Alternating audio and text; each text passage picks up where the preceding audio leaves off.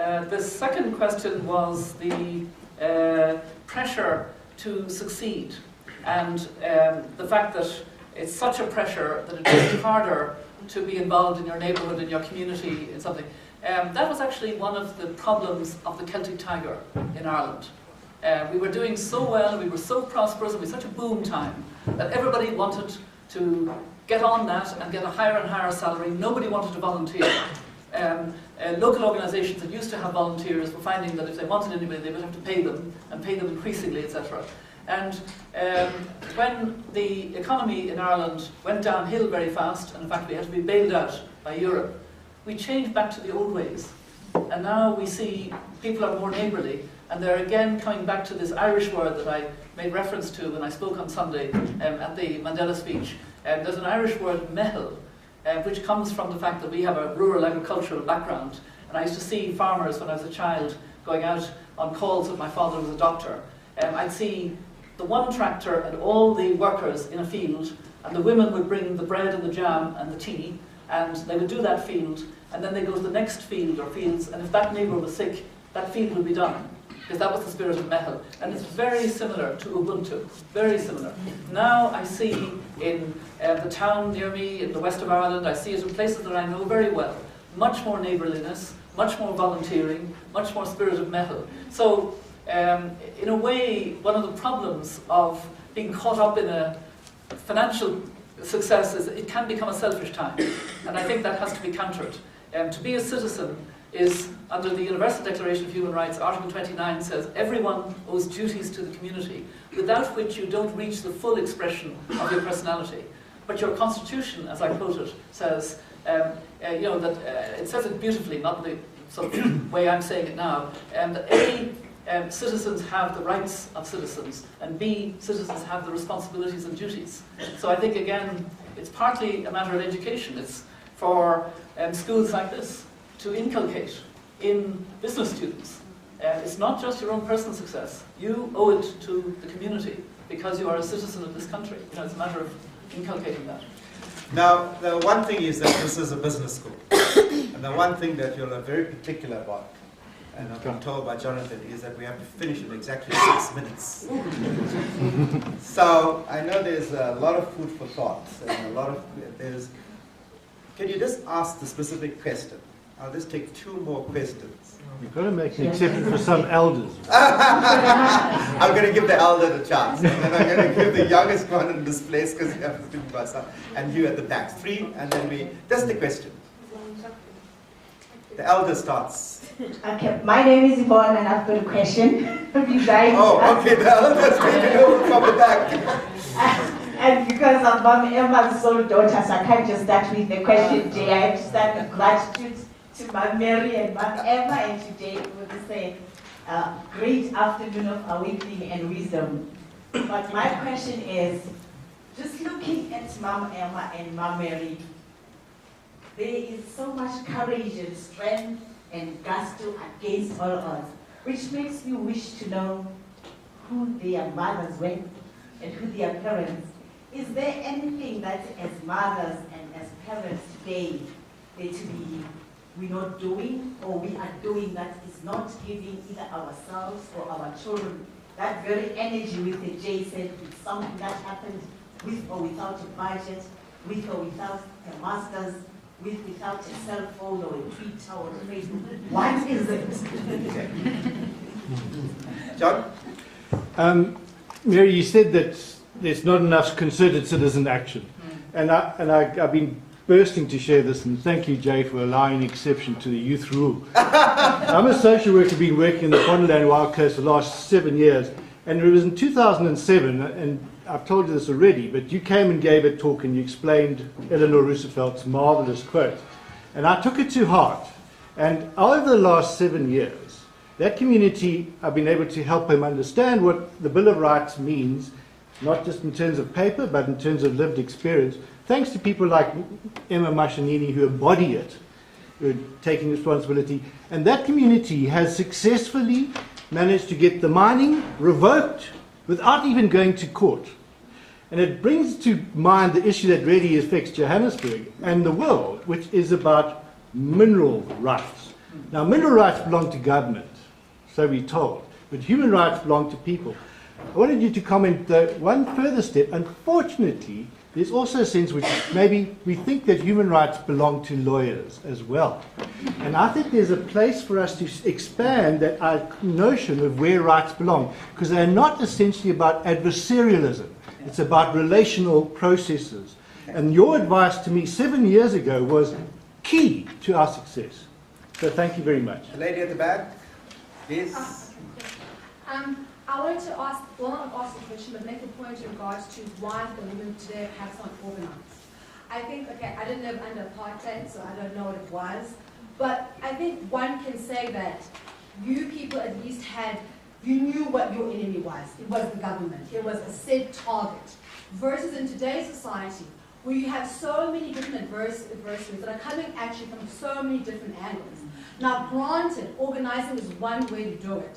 But it is very hard to organize. It's not impossible, but it's very hard. And also you're faced with the challenge of, I believe when it comes to women, which nobody really wants to discuss, is patriarchy. And patriarchy in its most, not only just from job positions, but from the nuances, from attitudes and behaviors. I was doing research on enough at Sakau. And you would see when it came to a gender forum, the women were moved because it was okay to move into another room because it's not seen as important versus finance meetings. It's those little nuances that I think in our society we have not really addressed properly in order to challenge the inequality in our society. Hence, this problem will still persist. Yeah. Young Miss Man in the room. Thank you for being here today. It was a pleasure listening to you. You asked a great question. How can we help advance the cause of women's rights? And I want to ask an equal question is, how can we help the women help themselves instead of us? Because seeing where we are today, we look at these institutions and these constitutions and everything, and can we really trust them? Has history not shown us that these institutions and these individuals that were there to protect us actually become corrupted themselves? So in that idea, I want to ask, what are the partnerships between business, between governments, between individuals that will allow us to have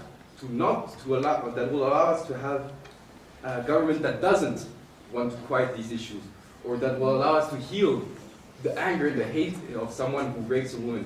Because there is still a lot of anger and sadness in the heart of a man who will rape a woman. So what kind of partnerships can we forge between the different elements of society to prevent this corruption of these institutions that are there to protect us and the heart of the human being?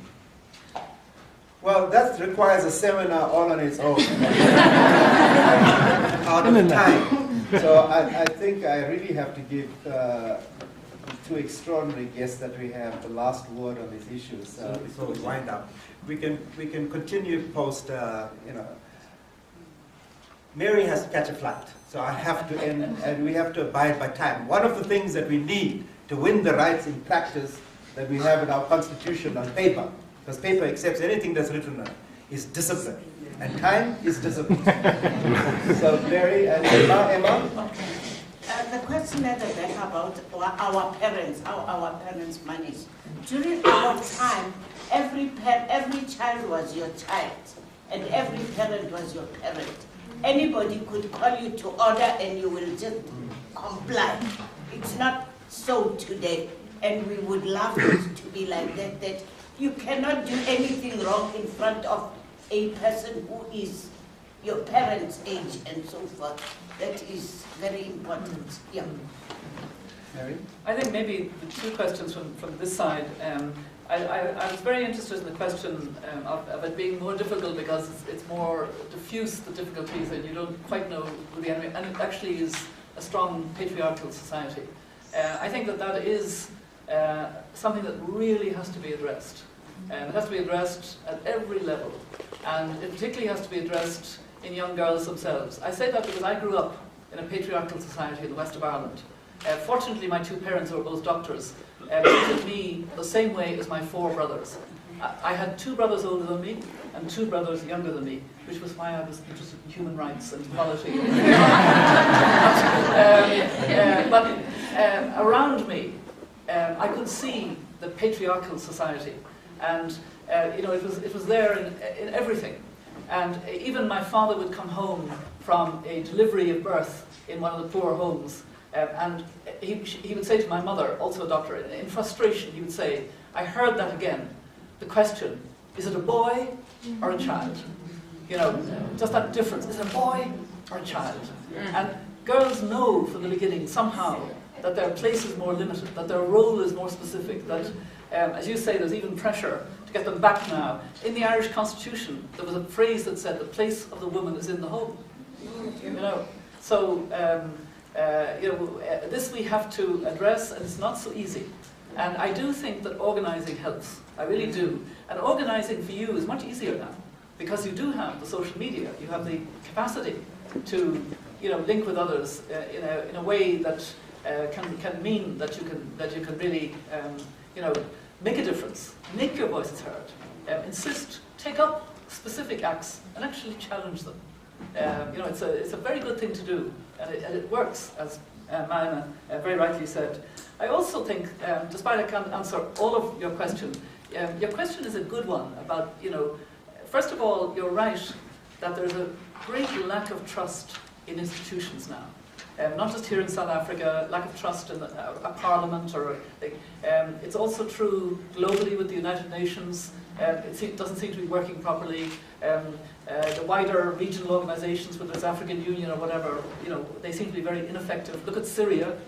People are being killed and slaughtered by a government there, and also affected by a military uprising of people. They're caught in the middle, and yet and I come back again to an extension of Eleanor Roosevelt's concerted citizen action, and that is the kind of partnerships you were hinting at. That we need to be strategic about the fact that we can make a lot of changes, but those partnerships should hold the institutions to account. Not ignore them, not say we'll deal without them, but hold them to account, because they have the responsibility. But you can do it more effectively with partnerships. And I'll just end by talking about a World Conference which Jay and I were at recently, to do with the climate issue, at Rio +20.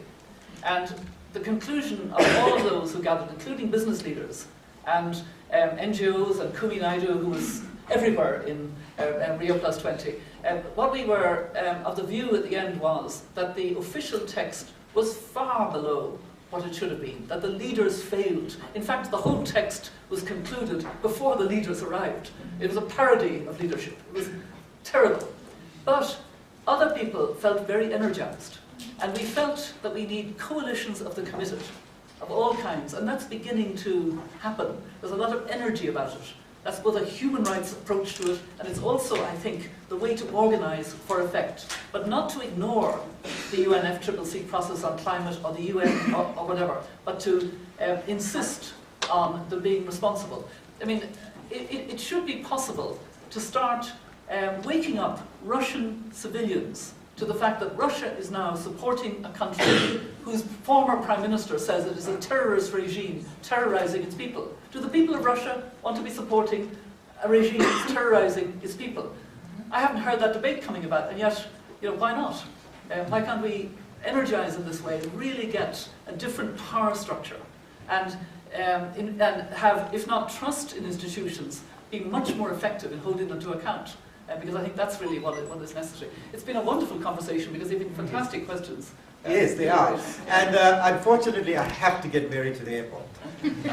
We would like to give him citizenship and keep her here longer with Nick. But you are an honorary citizen of us. You are a citizen of the world, and that's what we want. And so thank you all. I think that's, I sometimes wonder and talk to Emma, what happens if we had the social media that you all have today?